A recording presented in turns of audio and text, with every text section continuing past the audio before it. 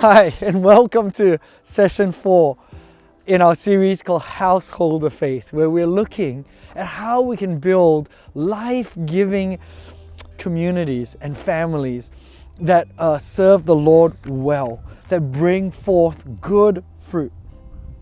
You know, in our first session, we looked at being, we introduced Household of Faith, and then the first key in the session after that was being faithful to the mission. That means going that distance for God's mission. That means we're on His agenda, but we're faithfully doing it. The second was about us being active and personally involved. That means if we're part of a household of faith, we can't just sit back and observe. We can't be like that 8% of Christians. Did you know that 8% of Christians in Australia attend a church? What do the other 92% do? And then 8% of attending church. Attending is not the same as being active and personally involved in church. I think we need to really relook at how we are forming our households of faith. We need to go deep so that we can plant these roots and bear really good fruit. That's why today's session, I think, is probably the most important. It is for us to be intimate relationally. How can we show love in the way that God intended us to show it? You know, love is a very big word, right? I think you'll find that love needs an anchor. We need to anchor whenever we talk about the word love. Are we anchoring on we love coffee? Oh, I love cartoons. I love the weather. I love food. Or I love my girlfriend. What kind of love are we talking about? You know, there's a famous story about fish love. And it's about a guy who loves fish. And he's like, oh my goodness, I love fish. But this guy who loves fish, if you look closely at the kind of love that he's talking about, actually, he loves eating fish.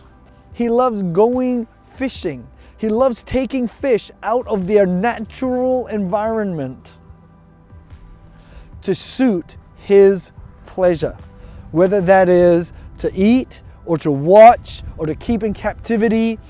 It is a selfish kind of love. This kind of fish love just looks out for his own self. And sometimes when we think of our boyfriends, our girlfriends, our husbands, our wives, our parents, and our kids, we can have a kind of anchor on fish love, which is, I love my boyfriend. He treats me well. He's so good. Oh, I love my girlfriend. She's amazing. And it's all about what they do for you. God's love is completely different to that. You know, God's love is self-sacrificial. It comes so close and is intimate. I think we all need to ask this question, and especially in today's modern, functional, corporate church world. We need to ask this question: what kind of relationships are we saving Christians into? And then in your home, I think we need to ask the question, in this world where everybody's on devices, people come home, they barely talk to each other, they're doing all kinds of their own agenda in the home. What kind of home are we raising Christians in? Bankston did a study, a famous researcher did a multi-year study to look at how faith was passed on from one generation to another. And he found that the fervency of a parent's faith, that means how often they read the Bible or go to church, did not matter as much as how warm that family was. Because the kids growing up in that church would look at their mom and dad, who maybe were very pious and very religious, but not warm. They were distant.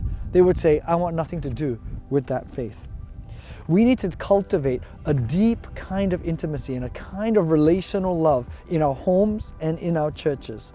But getting close is actually very tricky. The closer you get to someone, the more the faults you see, the more problems you see with them. So I'm hoping that as you discuss today in the home group series, we can talk about how we can implement a household of faith. God bless.